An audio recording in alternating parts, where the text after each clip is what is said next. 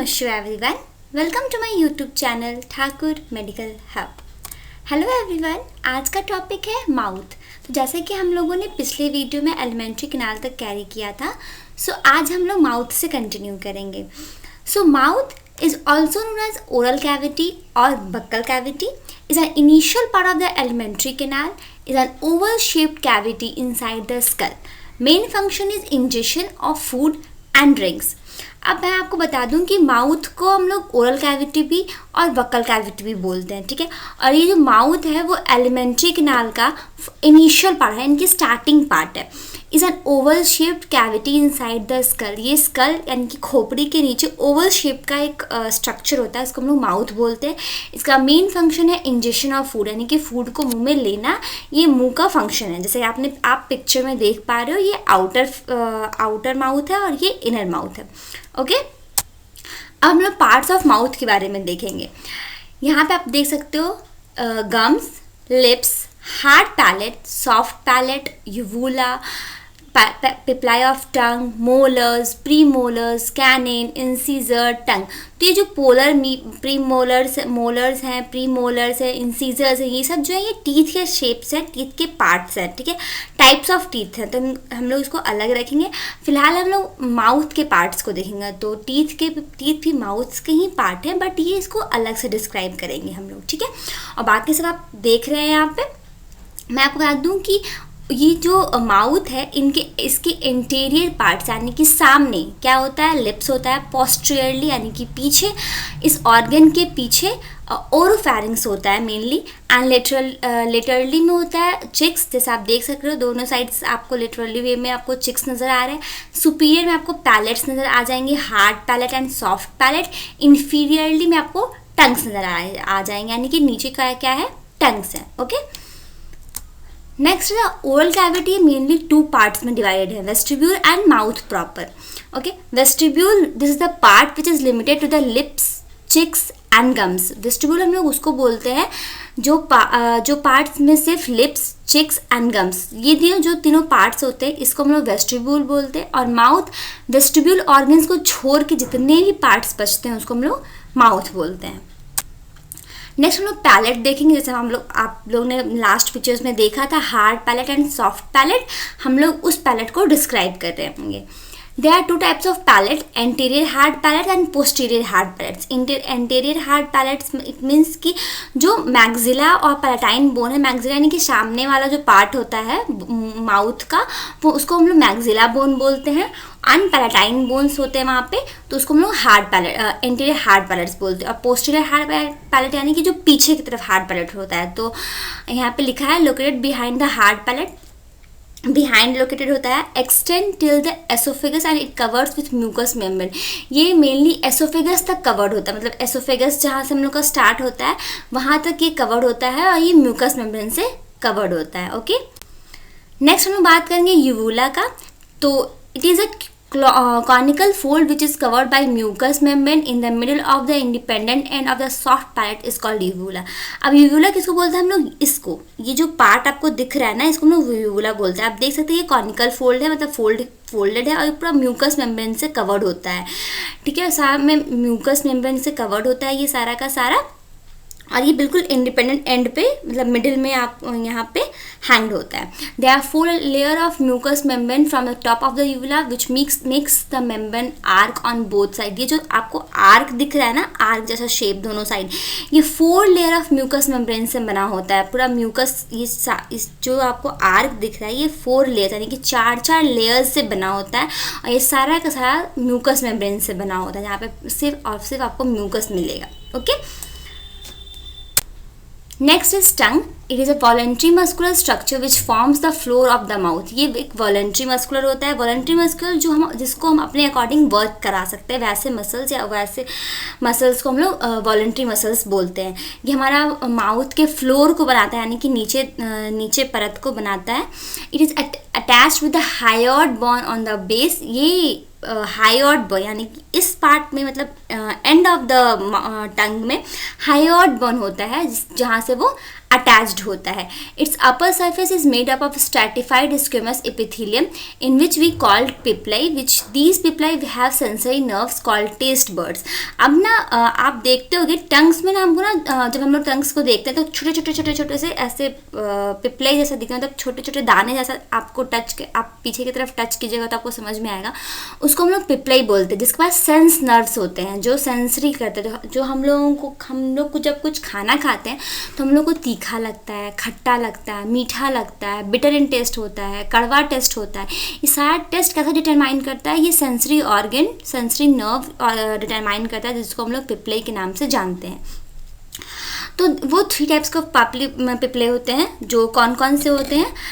Wallet papillae, fungiform papillae and filiform papillae. ठीक है, हम लोग इनको इसको डिटेल्स में देखेंगे.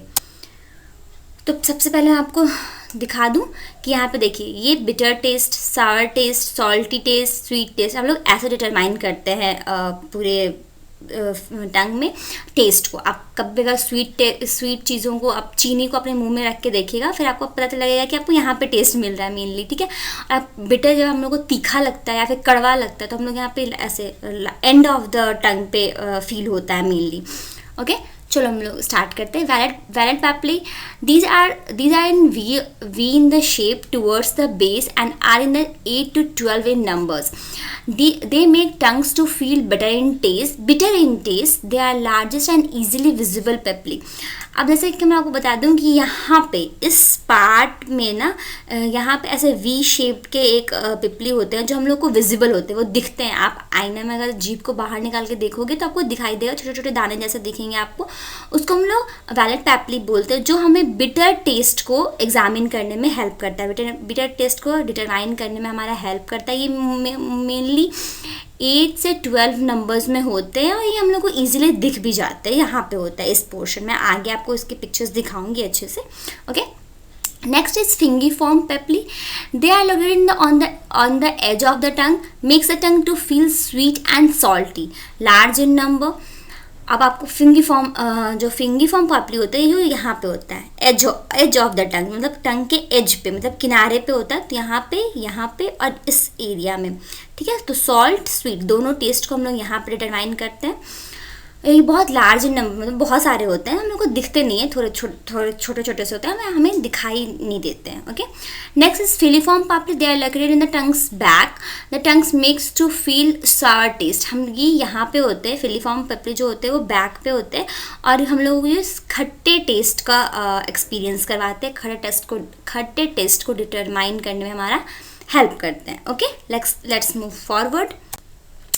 अब हम लोग मेनली बात करेंगे फंक्शन. सबसे पहले हम लोग देख लेते हैं, जैसे कि मैंने आपको लास्ट में बताया कि फिलिफॉर्म पिपली यहाँ पे होता है, ये होता है फिलिफॉर्म पिपली है, फिंगिफॉर्म पिपली है, और यहाँ वैलेट पिपली जो आपको दिख रहा है. या फिर मैंने आपको बताया था वी शेप का होता है, ये देखो आप वी शेप का, इसका नाम यहाँ पे नहीं दिया हुआ है बट ये वी शेप का होता है, आपको दिख रहा है. मैंने आपको ये बताया था हायोइड बोन. तो जो टंग होता है ये इस बोन, यहाँ पे जो बोन है हायोइड बोन, उससे अटैच्ड होता है. ठीक है, देखो यहाँ पे दिखाया भी डायग्राम में पूरी तरह से. ओके, तो हम लोग देखेंगे function of the tongue. helps to swallow the food, helps to chew the food, helps in speaking, feel the taste, experience cold and heat. अब हम लोग देखेंगे कि सबसे पहले जो टंग है वो हमारे किस चीज़ में फंक्शन करता है, क्या किस चीज़ में हमारा हेल्प करता है. तो सबसे पहले ये हमें फूड को निगलने में हेल्प करता है, सॉलो करने में हेल्प करता है. नेक्स्ट वो हम लोग को च्यू करने में हेल्प करता है, यानी कि चबाने में हेल्प करता है. लेकिन मेनली उसका च्यू करने का काम टीथ का है, बट आप नोटिस करते होंगे टंग्स को ना हम लोग फूड को इधर से उधर ले जाते हैं और उसको टेस्ट करने में च्यू करने में हेल्प कराते हैं. Next is helps in speaking. आप जब बोलते हो तो आपको समझ में आता होगा कि जीभ का कितना बड़ा रोल है, टंग का कितना बड़ा रोल है हमारे बोलने में. जीभ अगर आगे पीछे हो रहा है, मतलब पूरा टंग रोटेट हो रहे हैं, तो हम इजीली अच्छे वर्ड्स बोल पाते हैं, क्लियरली बोल पाते हैं. तो टंग का सबसे बड़ा रोल होता है हमें हमारे बोलने में. Next feel the taste. और टेस्ट कैसे फील करते हैं मैंने अभी आपको बताया कि हमने सॉल्ट, सार, बिटर, स्वीट सब हम लोग टेस्ट करते हैं because of tongue. Experience the cold and heat. Cold and heat भी हम लोग इसी से एक्सपीरियंस करते हैं। अगर हम लोग बर्फ़ को रखते हैं जीभ पे तो हमें एक्सपीरियंस होता है ना कि ठंडा है, या फिर अचानक से कुछ गर्म चीज़ें रखते हैं तो एहसास होता है कि हाँ गर्म है।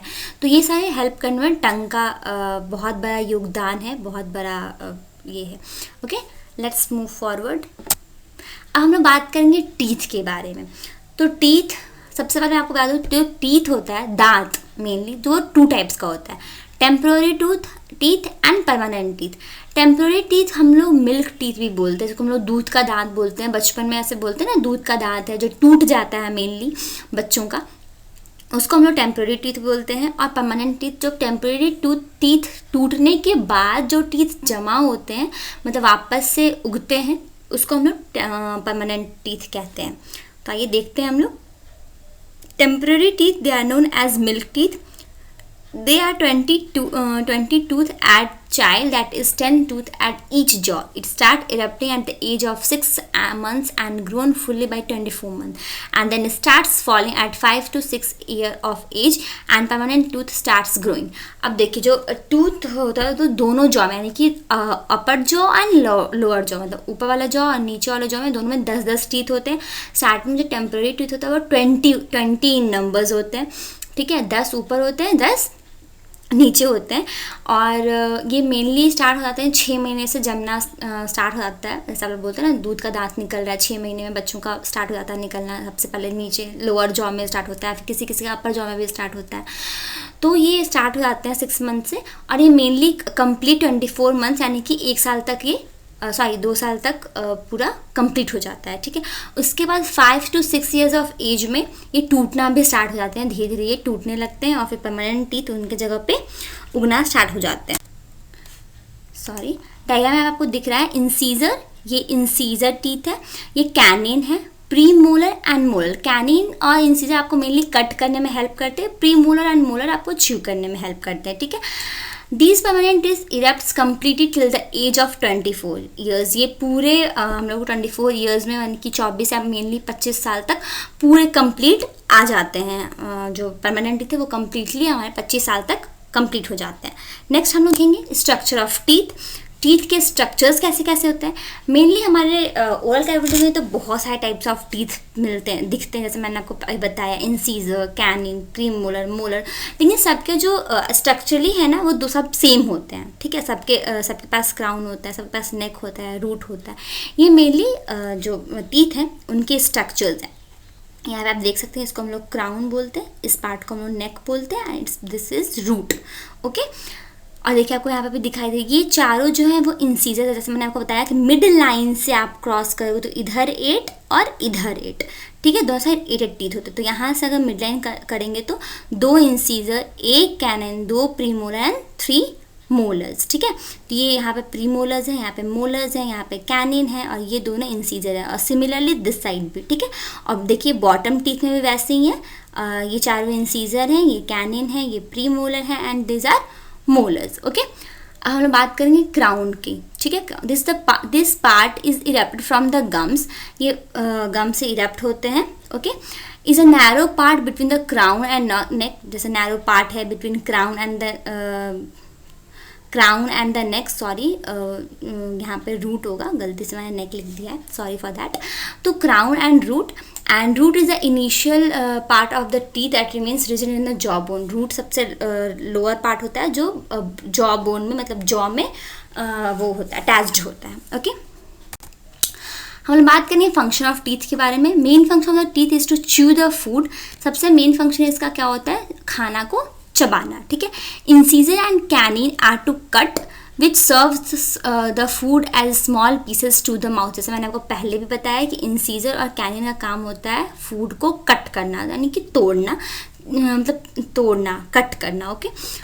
प्रीमोलर्स और molar assist to chewing food due to the plain surface on it. अब मोलर्स और प्रीमोलर का काम होता है उसको चबाना, ठीक है, क्योंकि उसका सर्फेस प्लेन होता है, इसलिए वो मेनली चबाने में हेल्प करता है, ओके। अब हम लोग बात करेंगे सैलिवरी ग्लैंड। सैलिवरी ग्लैंड जो होता है जो लार्जेस्ट ग्लैंड होता है सबसे पहले तो, ठीक है, ये 3 पेयर्स में होता है और हम लोग इसको बकल कैविटी में देखिए ये फूड के डाइजेशन में सबसे ज़्यादा हेल्पफुल होता है क्योंकि ये सलाइवा फूड में मिक्स होता है, फूड को ब्रेक डाउन करता है, ब्रेक डाउन करने में हेल्प करता है, उसको निगलने में हेल्प करता है। इसके फंक्शन हम लोग आगे देखेंगे बट ये बहुत मेन रोल प्ले करता है डाइजेशन में। ओके, तो ये mainly 3 glands, salivary gland 3 gland होते हैं, 3 पेयर में होते हैं, सारे पेयर्स के नाम है मैं आपको बताती हूँ। सबसे फर्स्ट है पैरोटिड ग्लैंड, देन है sublingual gland and then is submandibular gland जो आपको यहाँ पे पिक्चर में क्लियरली नज़र आ रहा है। ये है पैरोटिड ग्लैंड, ठीक है, एक पेयर सैलिवरी ग्लैंड का। ये है submandibular gland and it is sublingual gland. Parotid gland जो है वो सबसे बड़ा ग्लैंड है जो आपको क्लियरली पिक्चर में नजर आ रहा है। Let's move forward. Parotid gland. These glands are found at the bottom of the ear under the external meatus on the both side of the surface. अब जो मैंने आपको लास्टली पिक्चर दिखाया वो दोनों साइड, वो मैंने आपको एक साइड का दिखाया था, तो सिमिलरली दोनों साइड्स होते हैं, ठीक है। और ये जो ग्लैंड होता है वो बॉटम ऑफ द ईयर के पास होता है, जैसे मैंने आपको पिक्चर में आपको दिखाया। आप थोड़ा से बैक करके आप देख सकते हो पिक्चर को फिर से। Parotid duct is found in each gland, दोनों मतलब सारे ग्लैंड में पैरोटिड डक्ट पाया जाते हैं, यानी कि दोनों जो ग्लैंड्स हैं उसमें पैरोटिड डक्ट भी पाए जाते हैं। और ये सबसे बड़ा सैलिवरी ग्लैंड है, जैसे मैंने आपको पहले ही बताया है, it is the largest salivary gland. अब हम लोग देखते हैं sublingual gland are found at the bottom of the mouth under the mucous membrane which is in the front of submandibular gland, they are the smallest gland. अब देखिए जो sublingual gland है वो सबसे बॉटम ऑफ द माउथ में पाया जाता है। म्यूकस मेम्ब्रेन का बना हुआ, अंडर द म्यूकस मेम्ब्रेन के अंदर होता है। और ये जो सबमैंडिबुलर ग्लैंड है उसके जस्ट सामने होता है, यानी कि फ्रंट में होता है, ठीक है। और ये स्मॉलेस्ट ग्लैंड है, सबसे छोटा ग्लैंड होता है सबलिंगुअल ग्लैंड, ठीक है। And the last is submandibular gland are located at the bottom of the lower jaw on both side of the face. अब ये ना सब जो सबमैंडिबुलर ग्लैंड है वो सबसे लोअर जॉ पे पाया जाता है, यानी कि नीचे वाले जॉ पे पाया जाता है। और ये both side of the face होता है, यानी मैंने आपको पहले बताया जो ग्लैंड्स होते हैं वो दोनों साइड इक्वली होते हैं, वैसे ही इसीलिए सबमैंडिबुलर ग्लैंड भी दोनों साइड होते हैं। Each gland has its own tube, दोनों ग्लैंड्स के पास खुद का ट्यूब होता है। It is a larger than sublingual gland and smaller than parotid gland. अब देखिए ये पैरोटिड ग्लैंड मैंने आपको बताया कि लार्जेस्ट सैलिवरी ग्लैंड है, यानी कि सबसे बड़ा है, और सबलिंगुअल है वो सबसे छोटा है। और सबमैंडिबुलर है ना वो पैरोटिड से छोटा है बट सबलिंगुअल से बड़ा है, ठीक है। ये बीच का है, मतलब मिडिल चाइल्ड जो होता है ना, ये बड़ा वाला चाइल्ड है, ये छोटा वाला चाइल्ड है, and he is the middle child submandibular gland. Okay, function of the salivary gland. हम लोग सैलिवरी ग्लैंड का फंक्शन देख लेंगे। सबसे पहले तो यहाँ पे आप देखिए ये सैलिवरी ग्लैंड का स्ट्रक्चर है जो आपको यहाँ पे दिखाई दे रहा है। ये है ductal cell, serous acinus and mucous acinus. ये सब सैलिवरी ग्लैंड का इंटरनली स्ट्रक्चर आप इसको देख सकते हैं। और फिर हम लोग फंक्शन ऑफ सैलिवरी ग्लैंड का बात करेंगे। To help to digest the food, जैसे मैंने आपको पहले ही बताया कि सैलिवरी ग्लैंड का सबसे बड़ा इंपॉर्टेंट रोल प्ले करता है डाइजेशन करने में फूड का। To help make the food moist and soft, इसके सैलिवरी ग्लैंड क्या प्रोड्यूस करता है? सलाइवा प्रोड्यूस करता है। सलाइवा क्या करता है? फूड को मॉइस्ट एंड सॉफ्ट करने में हेल्प करता है, उसको मतलब मुलायम बनाता है, सॉफ्ट बनाता है ताकि वो ईजिली निगल जाए, मतलब चला जाए, अंदर चला जाए, एलिमेंट्री कैनाल के अंदर चला जाए, एसोफेगस के अंदर चला जाए, इजीली चला जाए, ठीक है।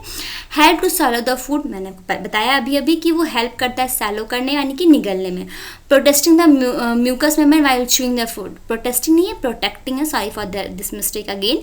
तो protecting the mucous membrane while chewing the food, जो म्यूकस मेम्ब्रेन है, जो किनारे जो मेम्ब्रेन्स होते हैं ना माउथ के, मैंने आपको बताया था, अभी दिखाया भी था, उसको प्रोटेक्ट भी करता है। जब ऐसे फूड को च्यू कर रहे हैं तो म्यूकस मेम्ब्रेन इतने सॉफ्ट मेम्ब्रेन्स होते हैं ना, कुछ अगर हम लोग शार्प चीज़ तो नहीं बट ऐसे कुछ हार्ड चीज़ खा रहे हैं तो वो चुभ सकता है म्यूकस मेम्ब्रेन को। तो सैलिवरी ग्लैंड उसमें हेल्प करता है। कैसे हेल्प करेगा?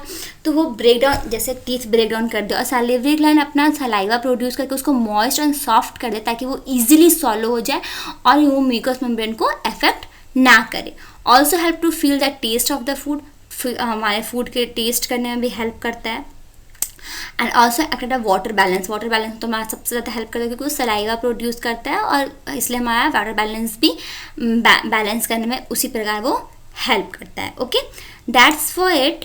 Thanks for watching Thakur Medical Hub by me Tanu Ashok Thakur, and please do subscribe and like this video. अगर आपको अच्छा लगा हो तो please do like and share, and please comment your appreciated words and your tips. अगर आपको कुछ अच्छा लगा हो, कुछ गलत लगा हो तो please do comment on this. Thank you so much for watching. Thank you.